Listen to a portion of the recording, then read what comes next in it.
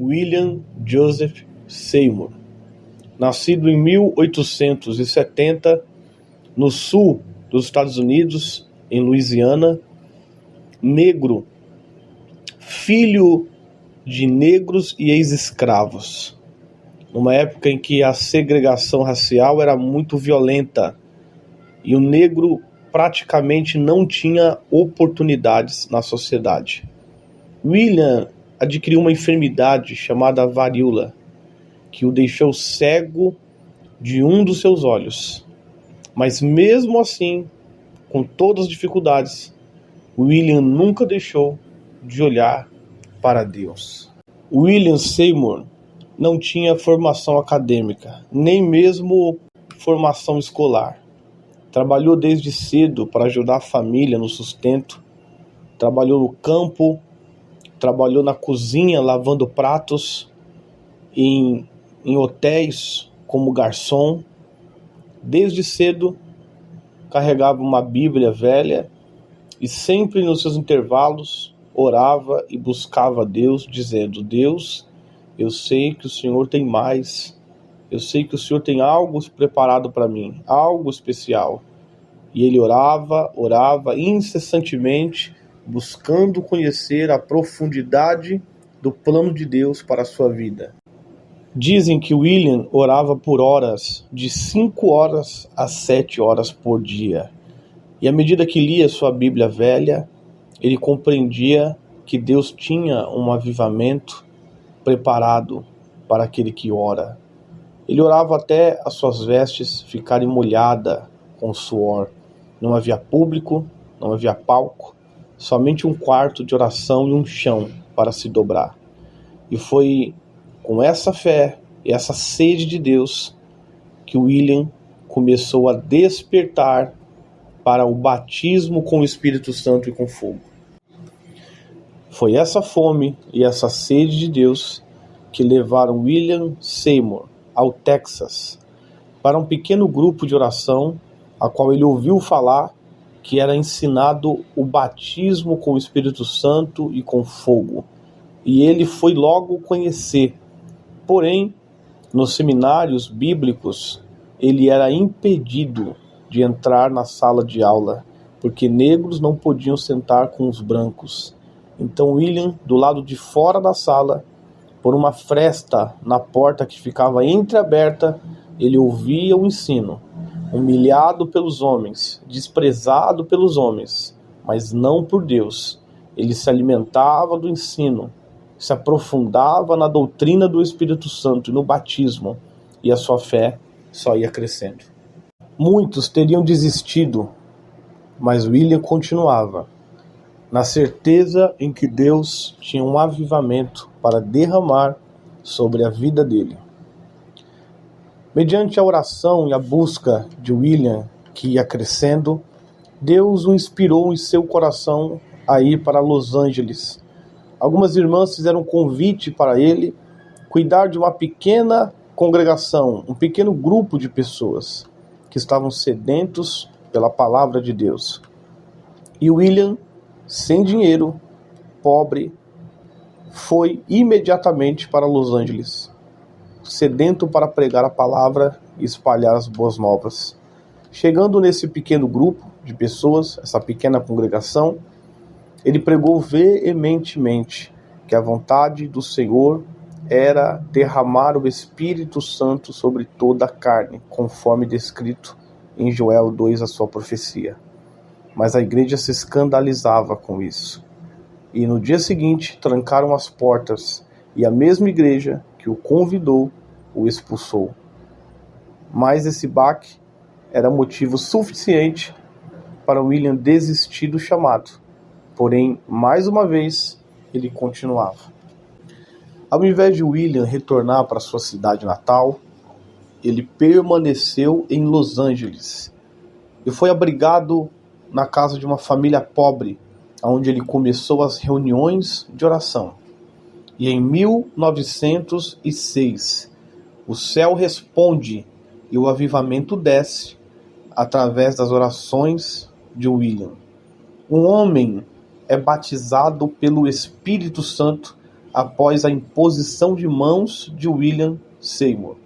E ali um grande avivamento nasce através da vida de oração de William Seymour. Logo após o primeiro jovem, chamado Edward Lee, receber o batismo com o Espírito Santo, pessoas caíam no chão, chorando, arrependidas pelos seus pecados, buscando o Espírito Santo e a graça de Deus. O que era meia dúzia de pessoas começou a crescer até se tornar centenas de pessoas naquele lugar. A varanda da casa cedeu por causa do peso de tantas pessoas que se amontoavam nas portas, nas janelas da casa. Muitos batismos com o Espírito Santo começaram a acontecer.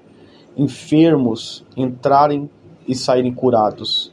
Milagres acontecer. Pessoas possuídas por demônios gritavam e os demônios iam embora do corpo e da vida delas. Há relatos que dizem que pessoas ao pisar na calçada já eram batizadas com o Espírito Santo. Vizinhos se incomodavam. Ninguém entendia um grande mover que já não cabia mais naquela casa de oração. Não em Jerusalém, mas no gueto. Não por religiosos, homens letrados, mas por um homem negro, pobre, sem estudo formal e ainda cego de um olho, mas temente a Deus e com uma vida de extrema oração, um grande mover se iniciava. Um prédio velho de madeira, onde antes era um estábulo, chão de terra, cadeiras, bancos improvisados de madeira. O púlpito era um caixote, mas ali era um palco onde os milagres se multiplicavam. Muitas vezes William nem dirigia os cultos, ele apenas se curvava de joelhos em oração. E milagres extraordinários aconteciam sem sequer ele impor as mãos sobre alguém. Pessoas endemoniadas eram libertas, cegos, paralíticos, pessoas com doenças terminais eram curadas, e a missão apostólica Azusa ganhava nome. Chegavam a dizer: Deus está na rua Azusa. O que antes era um estábulo de cavalos se tornou um celeiro de profetas. Missionários eram comissionados e enviados. Pessoas eram profundamente tocadas e cheias do Espírito Santo. William Seymour não queria evidência, fama, glória, mas queria ver o Espírito Santo enchendo os seus filhos na terra. Muitos profetas, missionários, homens e mulheres de Deus se levantaram naquele lugar, através de experiências profundas com o Espírito Santo.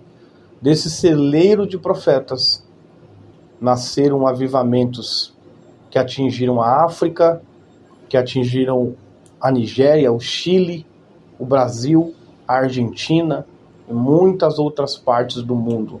Através do avivamento da Rua Azusa, igrejas pentecostais se espalharam por toda a América.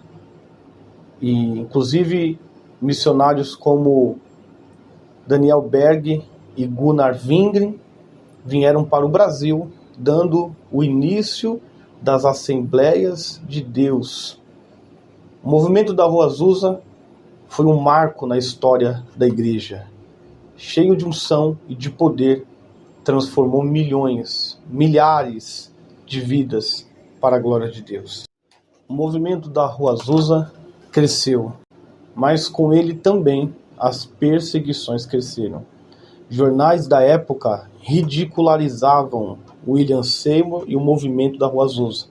Diziam que era um fanatismo perigoso, confusão racial, e até mesmo pessoas que foram ministradas e receberam batismo com o Espírito Santo se voltaram contra William Seymour com ingratidão, o criticando e o atacando.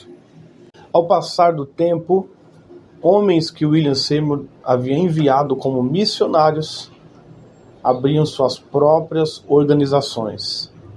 deixando de lado William Seymour. E ele foi se isolando. Ele não brigava, não criticava, não levava para o púlpito, mas colocava tudo em oração. E cada vez mais solitário, mais fiel, ele permanecia aos pés do Senhor. William nunca procurou fama, nem grandes organizações. Assim como ele começou, ele queria terminar, sendo fiel à vocação que Deus havia lhe dado. Dizia William: eu não vim por fama, eu não vim por palmas, eu vim por almas. Da mesma forma, ele continuava pregando o evangelho simples, com santidade e com temor. Com o tempo passando, o fogo foi diminuindo na Rua Azusa, mas já havia se espalhado pelo mundo inteiro, através de pastores, missionários e pessoas que foram enviados através de William Seymour. William Seymour pagou um alto preço, carregou uma pesada cruz para espalhar o avivamento pelo mundo, um avivamento que ecoa até hoje. Ele finalizou o seu ministério sozinho, sofrendo e pagando um alto preço pelaquilo que Deus havia lhe entregado. Em 1922, morre William Seymour, vítima de um ataque cardíaco. Subitamente, ele parte para a glória, não deixa prata e nem ouro, mas um legado de unção e de poder a ser seguido pelas novas gerações. Deus está à procura de verdadeiros adoradores. Que esse documentário venha edificar você e que você possa ser um escolhido para essa nova geração. Em nome de Jesus. E amém.